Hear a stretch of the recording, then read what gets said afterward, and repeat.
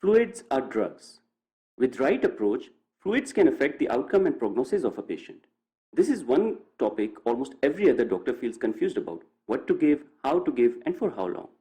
We will see fluids through a new approach with revised concepts that will define how to look at fluid management in future.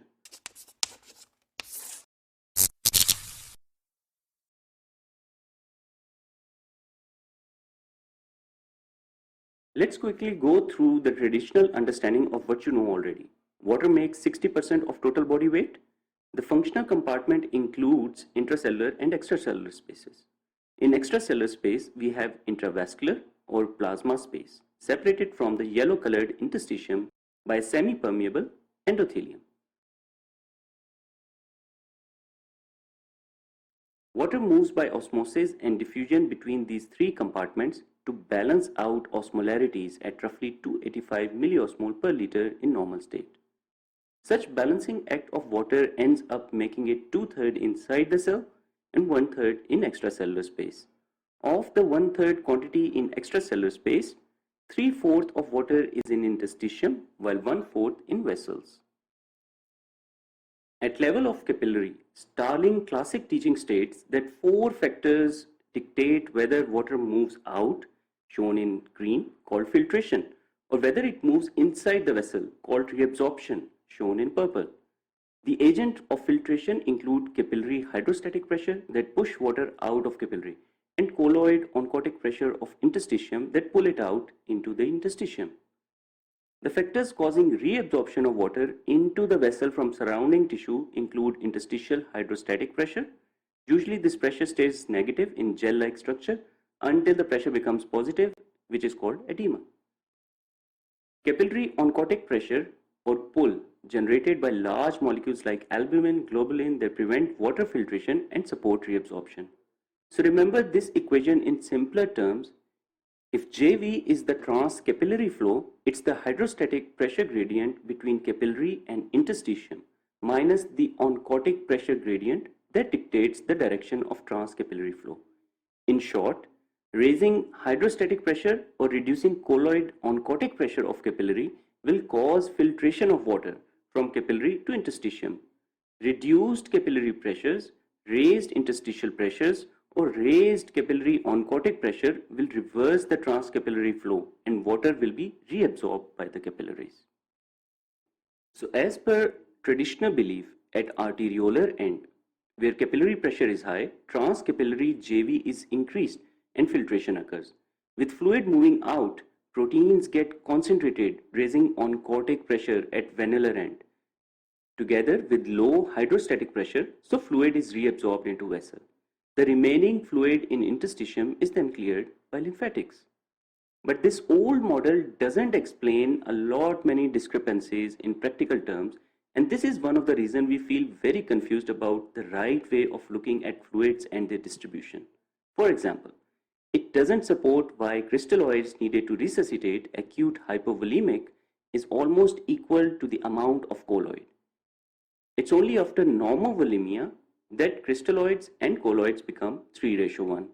Similarly, this simplicity of Starling principle doesn't support why albumin administration doesn't reverse edema in septic or ARDS case.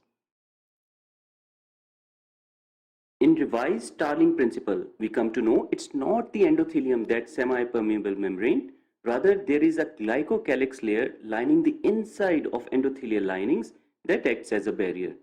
The yellow highlighted area between the endothelial glycocalyx layer and endothelium is called subglycocalyx layer or SGL. The SGL at any time contains 700 to 1000 ml of fluid that can freely be passed into the plasma whenever required. So really the intravascular compartment has subcompartments between plasma volume making 5.5% and SGL space making almost half of plasma volume, which was hidden from Starling's original concept all this time.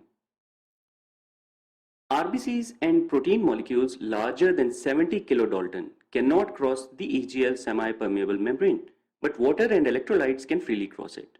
The crystalloids contain water and electrolytes.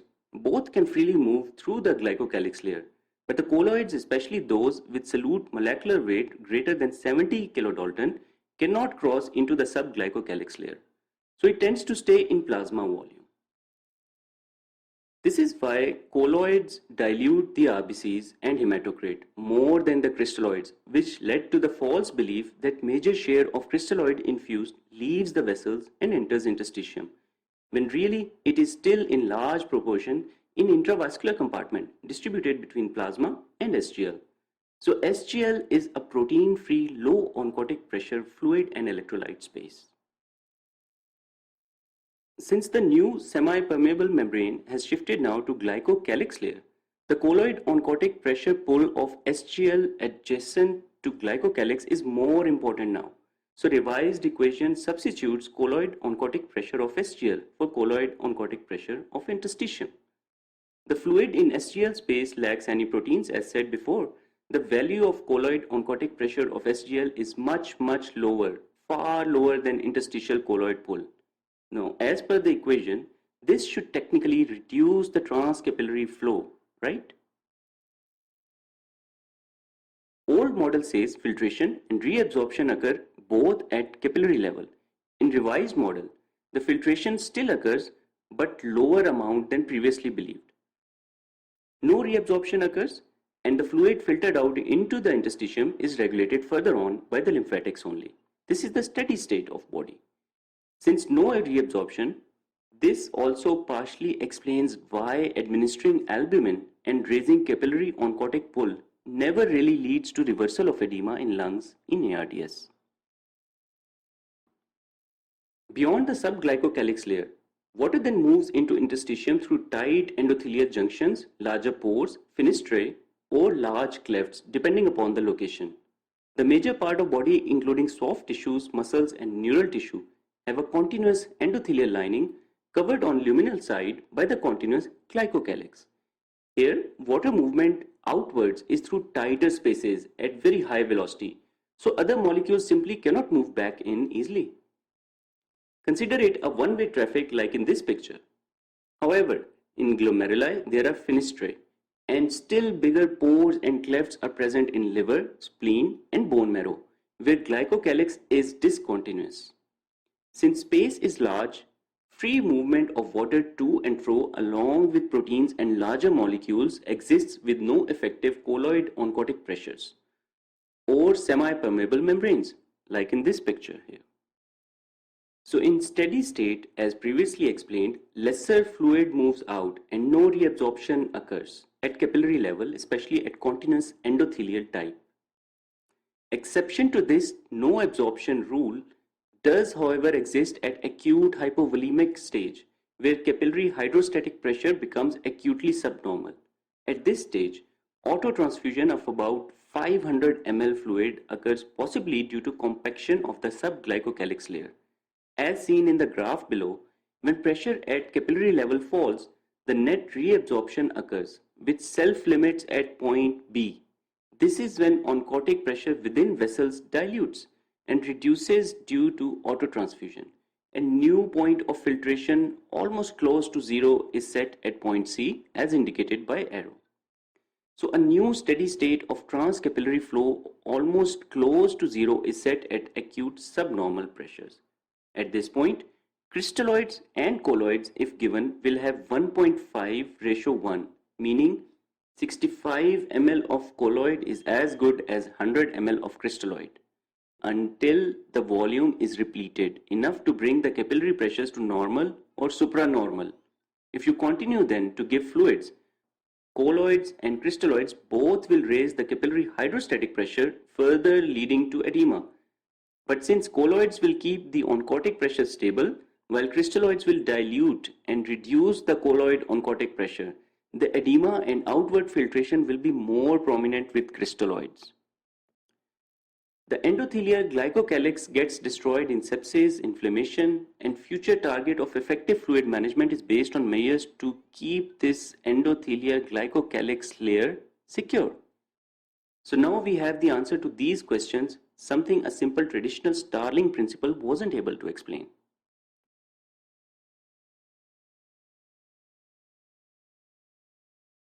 Fluids mainly affect three entities in body: the electrolyte composition of compartments, Number 2, the tonicity of fluid, which dictates its distribution between various compartments.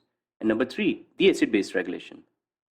Now the lab results for electrolytes basically shows the ions in extracellular compartment, not intracellular compartment. So in extracellular fluid, sodium is the main ion at approximately 140, followed by chloride. Potassium is in very small amount. So sodium alongside its corresponding anion, chloride, and glucose, and to small extent urea determine the osmolarity in plasma. However, inside the cell things are almost the opposite. Sodium-potassium ATPase works actively, moving 3 sodium out for 2 potassium in. So inside the cell, sodium is at 5, while potassium is highest at approximately 140 to 160, followed by phosphates, etc. We already know how water moves from hypoosmolar to hyperosmolar compartments through semi-permeable membrane. Same occurs between extracellular and intracellular compartments until the osmolarity between the compartments is regulated at roughly 285 milliosmol per liter. So water's natural tendency is to act as a balancing force between osmolarities of various compartments. Fluids are called hypotonic, isotonic or hypertonic with respect to this value of 285 milliosmol per liter of plasma. Strictly speaking, hypertonics are the ones having osmolarity more than 285. Isotonics should be roughly close to the normal body osmolarity, while hypotonics have osmolarities less than 285. So if we add hypertonic to vessels, water would move out of interstitium and cells to try and balance the osmolarities. In other words, adding a hypertonic to vessels would expand the plasma volumes, right? This is the principle behind using hypertonics for cerebral edema, be it hypertonic saline or mannitol, to basically pull the water out of edematous tissues and into the vessels. Isotonics, on the other hand, should have osmolarities close to the normal 285, while hypertonics, when added to plasma, would dilute the electrolytes, lower the osmolarities, and cause water to move out into the tissues as a balancing act. I'm giving a link here on top right corner. Remember we discussed in episode on Stewart principle how strong cations and anions define acid-base balance in body. Strong anions are acidic because they pull the hydrogen out of water body into the plasma, while strong cations like sodium are basic in nature because they pull the hydroxyl ions out. So water tries to hold on to hydrogen ions as an act of obeying law of dissociation equilibrium. So it's really the strong ion difference in body that dictates whether pH shifts towards acidity or alkalinity. The strong ion difference is the difference between sodium and potassium minus chloride and lactate, and in normal situations it is around 42. So whenever this strong ion difference is reduced, example in increasing chloride or lactate, it tips the body towards acidosis and vice versa.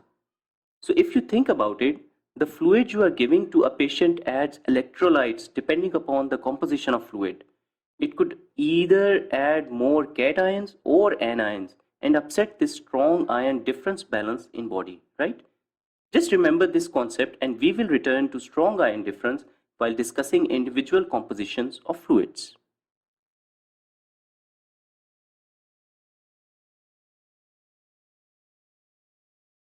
First, the crystalloid composition.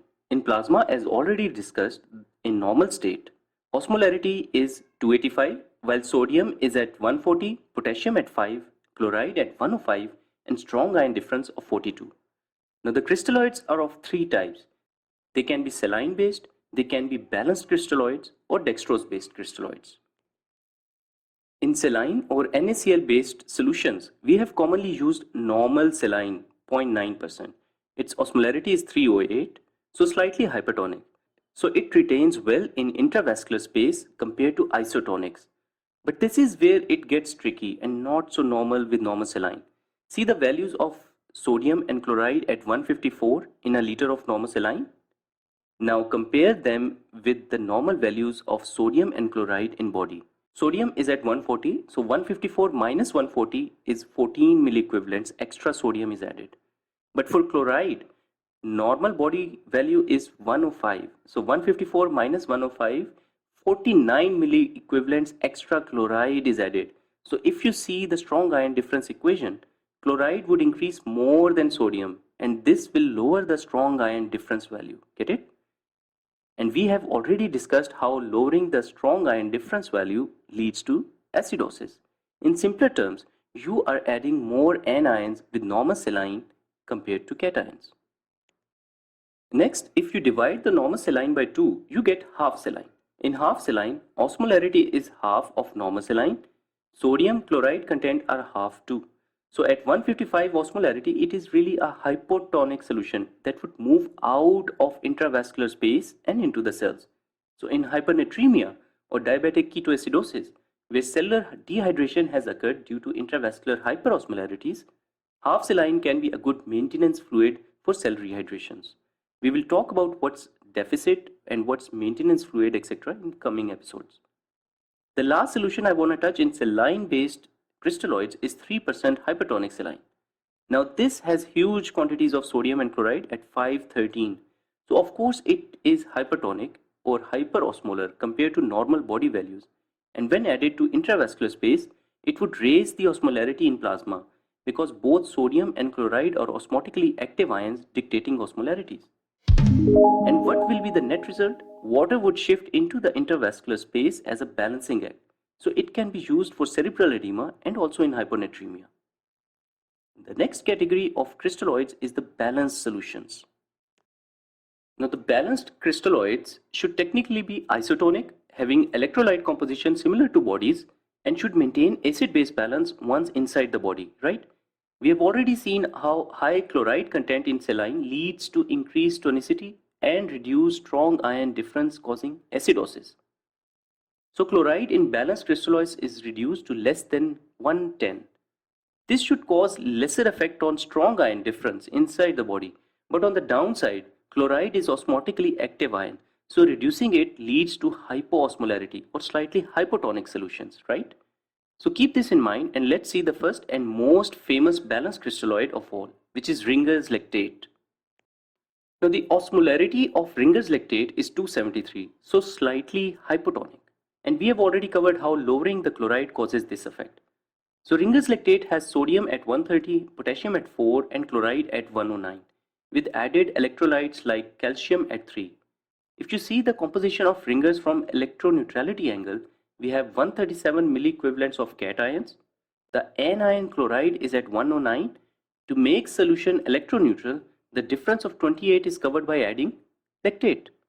But this is the composition in the drip. Once this composition enters into the body, lactate is taken up by the liver and converted to bicarb ions. So once lactate is eliminated, the strong ion difference ends up at less than 42 at around 28, which should make it slightly acidic. But this is balanced out by extra bicarb added to the body from lactate conversion. But this can be a problem especially in hepatic diseases if lactate is not converted to bicarb. To counter this, plasma light and normosolol have been brought into practice, which contain acetate or gluconate instead of lactate. Acetate, gluconate don't require liver for active bicarb conversions. Lastly, it's the dextrose-based solutions. Now these solutions can be excellent maintenance fluids to meet the basic metabolic requirement of the body, including glucose requirements. Always remember the osmolarities of dextrose-based solutions can be misleading because in drip bag there is glucose causing hypertonia, but once administered, the dextrose is rapidly taken up by the cells for metabolic needs. What will remain behind is hypotonic pure water or half saline depending upon the composition of fluid. We will mention here 4 commonly used types of dextrose solutions. 5% dextrose in water, 50% dextrose in water, 5% dextrose in normal saline, and 5% dextrose in half saline. Now D5W has 5% dextrose in water. To convert the percentage into mg per ml, it's a simple trick of multiplying the value by 10. So for 5%, it would be 5 into 10 is equal to 50 milligrams per ml dextrose. In 1 liter or 1000 ml, it would be 50,000 milligrams of dextrose or simply 50 grams dextrose in 1 liter of D5W drip bag, right? 1 gram dextrose yields 170 kilocalories of energy. So one has to keep that in mind while administering dextrose and taking into account caloric requirements of the body in ICU. 170 isn't much, but still. So D5W is hypotonic at 253, so it's a poor intravascular expander because it would shift to interstitium and cells, You definitely want to avoid it in cerebral edema cases, right? Next up is D50W, having very high dextrose content, so very highly hypertonic solution should be administered via central line to avoid thrombophlebitis or extravasation into peripheral lines. So D50W has 50% or 500 grams of dextrose per liter, which makes it better nutritious source in critically ill cases requiring total parenteral nutrition than D5W. Now D5NS, as the term states, is dextrose 5% prepared in normal saline. So really when dextrose is taken up into the body, you are left with 0.9% normal saline in intravascular space. Similarly, dextrose 5% half saline, once inside the body, dextrose is taken up and we are left with same effects remaining as half saline, with same composition of sodium and chloride too. So dextrose half saline or even better 1/4 saline are excellent PEDS solutions to prevent excessive sodium load, especially in neonates, and also to maintain the glucose levels in PEDS patients till the age of 8 years who require external source of glucose. Beyond 8 years, euglycemia is maintained well by children due to hepatic maturity. Colloids are distributed as either human-derived or semi-synthetic ones. Of the human-derived is of course 5% and 25% albumin. So we talk here of 5% albumin having osmolarity roughly same as plasmas and the colloid oncotic pressure of around 20 millimeters, which is close to the plasmas. 5% albumin is commonly used in sepsis and hypoalbuminemia. Studies have overall encouraged its role in sepsis, and it may have untoward effect if given in trauma cases, especially head trauma cases. So in 5% albumin, there is 50 grams of albumin per liter. Next, we have the semi-synthetic colloids, among which let's talk gelatins first. Now, gelatins are derived from bovine collagen hydrolysis and further modified to succinylation, such as in gelatin, or urea linkages to form polygelines, such as hemacil. Further configuration changes occur within the body, so variable molecular weight, but studies believe after 1 hour of infusion, 50% still remains within the plasma space, while remaining is excreted renally. Important to remember is hemacil has calcium at 6.2, so you wouldn't want to give it with blood in the same line. It can cause precipitation. Also, the gelatins can cause anaphylaxis and anaphylactoid reactions, but contrary to other colloids, they have no impact on hemostasis. Next, we have in semi-synthetic colloids hydroxyethyl starches, which are natural polymers of amylopectin derived from potato and maize mixed in normal saline solutions. So the sodium and chloride content resembles 0.9% normal saline, while they are fairly isotonic. So 6% hydroxyethyl starches has 60 grams per liter of starches. Important to remember is starches have high molecular weights. So they stay in plasma easily, building up the colloid oncotic pressure. So these are excellent plasma expanders. However, on the flip side, they can cause coagulopathy with dilution of factor 8 and von Willebrand factor, and also can cause renal dysfunctions. Up next, we have the dextrons, which are polysaccharides produced by bacterium mesenteroides by converting sucrose in growth medium through bacterial dextran sucrase. Now, these are also prepared in normal saline, so sodium and chloride content should be kept in mind. Dextrons are also excellent plasma expanders and are retained within the plasma for 6 to 12 hours. But the downside is their antithrombotic roles by inhibition of aggregation and reducing the factors 8 and VWF.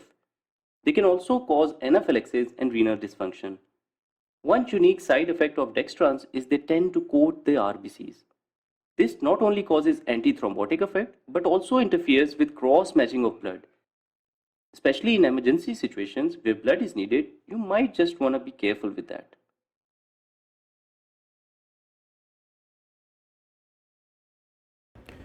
The key indications of fluids include 3, namely resuscitation fluids, replacement fluids, and maintenance fluids, keeping in mind fluid creep as 4th component. Resuscitation, as the name suggests, is emergency measure to cover the deficit and restoring the circulatory volume for preserving life. It may include balanced crystalloids, normal saline, blood transfusions, albumin. Replacement fluid, as the name suggests, is replacing the ongoing losses, be it electrolytes, water, or blood, depending on case-to-case basis. It should mimic the ongoing fluid loss in question. For example, normal saline for ongoing vomiting, Ringer's lactate for ongoing diarrhea, and damage control resuscitations in trauma for ongoing blood losses. The third category is that of maintenance fluids, that is the fluid covering the maintenance requirements of body, including water, electrolytes, and glucose to support basic requirements for normal functioning at cellular level. We have discussed in last episode on dextrose-based crystalloids used in maintenance fluids. Any excess fluid given for line patency, drug vehicle, or panic surplus given, as in burns, is categorized in fluid creep that has its own adverse effects. Why do we give fluids? The goal is to sustain life, and life is sustained by oxygen delivery into tissues, right? We know that delivery of oxygen is arterial oxygen content multiplied by cardiac output. Any reduction in one or both of these two factors will cause reduced delivery of oxygen and hypoperfusion or ischemia. So what should be your target while giving fluids? If restrictive fluid therapy is used, it can lead to underhydration, which can reduce the delivery of oxygen, worsen the prognosis, and studies show strong association with acute kidney injury. On the flip side, liberal fluid therapy can cause overhydration, causing edema in the lungs, fluid creep. In both situations, oxygen movement into the cell is affected, convective or diffusion issues. So there must exist a sweet spot of euvolemia or optimal fluid therapy, which means there must be a dedicated calculated start and stop points for fluid administration, right?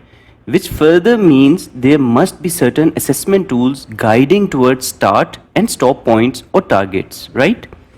The assessment tools are traditional static ones or advanced dynamic ones.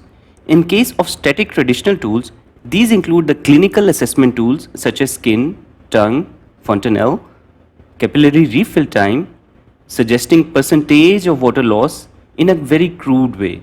Similarly, blood pressure, pulse, and urine output can give assessment of status of hydration and volume losses. Example, ones used to calculate blood losses in trauma cases. CVP, pulmonary artery catheter, and tools calculating pulmonary artery occlusion pressures or end diastolic pressures. Now these are all poor predictors of fluid status and are subject to a lot of variations depending upon the vascular resistance, comorbidities, and can give false positives or negatives. Still, they are dependable because clinical tools are still cornerstone of your management in ER, emergency, or less facility areas where more advanced tools are not available. So never underestimate their usefulness. Now, why dynamic advanced measures are more precise tools? Because they are goal directed, meaning they precisely check for cardiac output response to preloads or fluid responsiveness. So more targeted optimization of cardiac output to preserve delivery of oxygen to tissues can be done, right?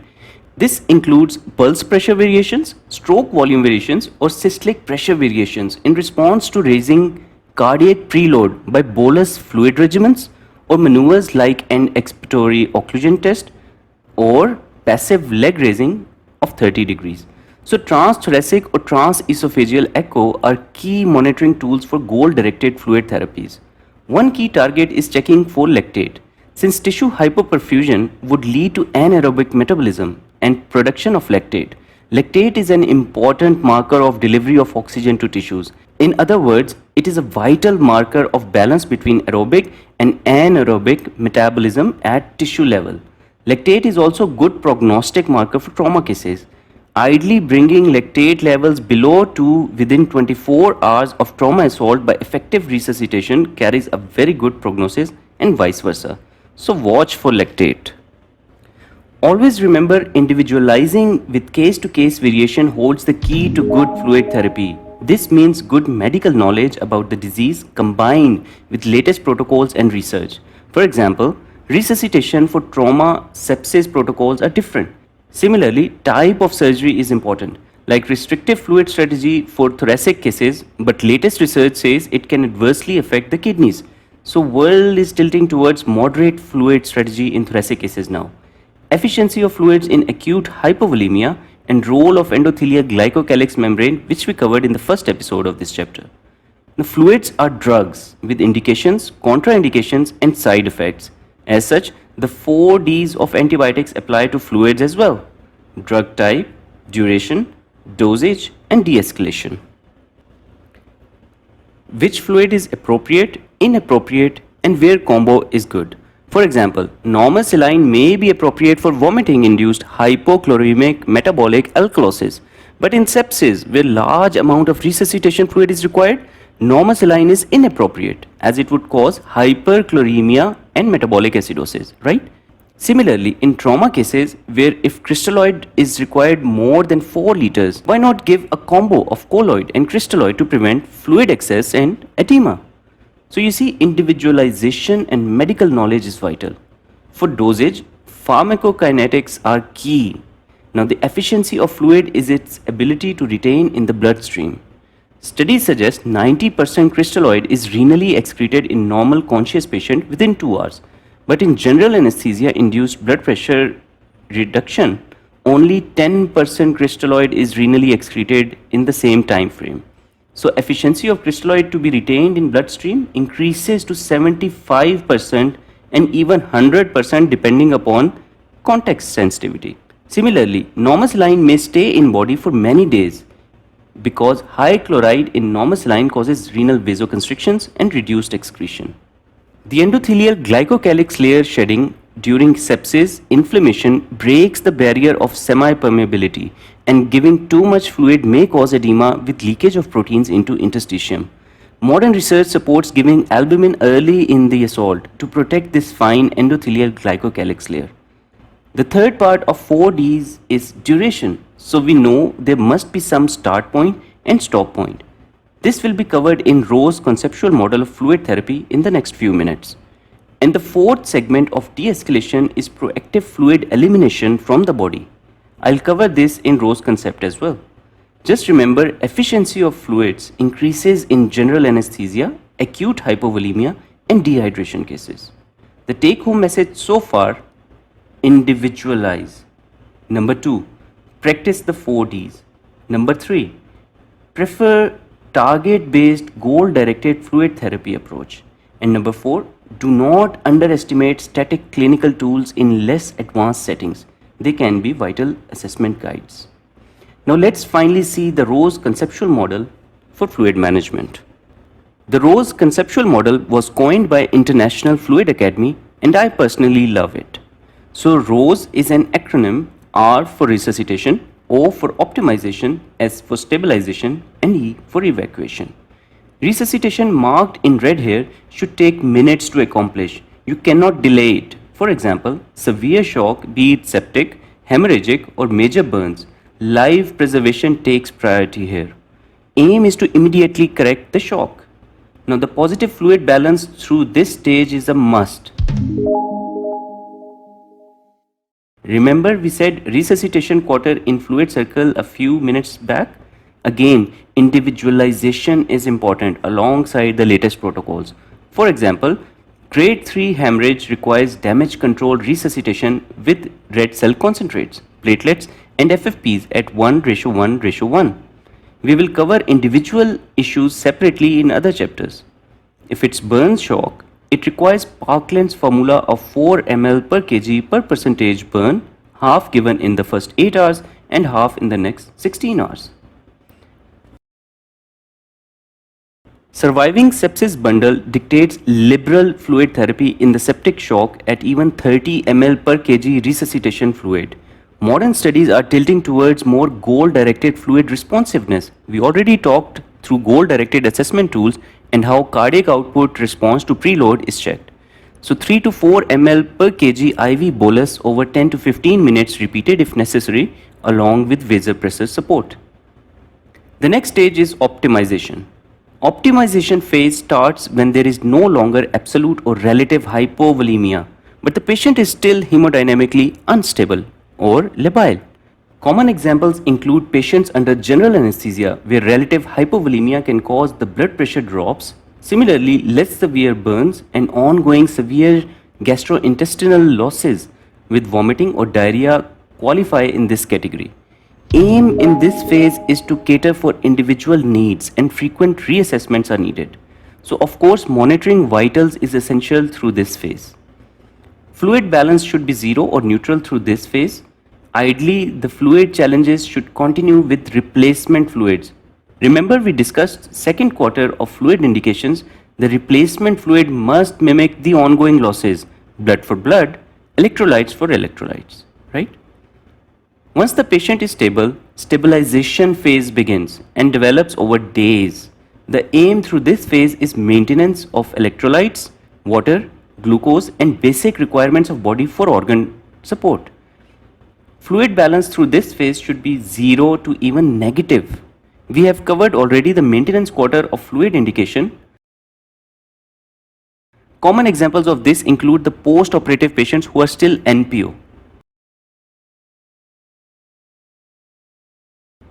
Now the late conservative fluid management or LCFM is having 2 consecutive days of negative fluid balance within a week. In days to weeks, once indication of fluid resuscitation no longer exists, lactate is normal, adequate perfusion is there and patient is recovering. He is on enteral feed. Any excess fluid can be toxic and can cause increased morbidity. So de-resuscitation or evacuation phase begins, where even proactive fluid removal with diuresis and renal replacement therapy ultrafiltration may be required. So you see how fluid management can be segregated into different stages depending upon the condition and medical disorder. And these stages cover the patient management from ER to OT to ICU and even wards. To summarize what we have discussed so far, first, assess the patient, the clinical tools or goal-directed advanced tools. Next, the indication of fluids.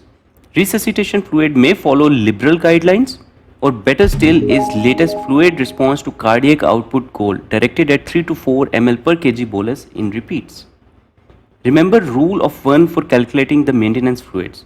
So 1 ml per kg per hour of water, 1 millimole per kg per day of sodium, potassium and chloride, and 1 gram per kg per day of glucose to limit the starvation keratosis, keeping medical disorder and individualization in mind.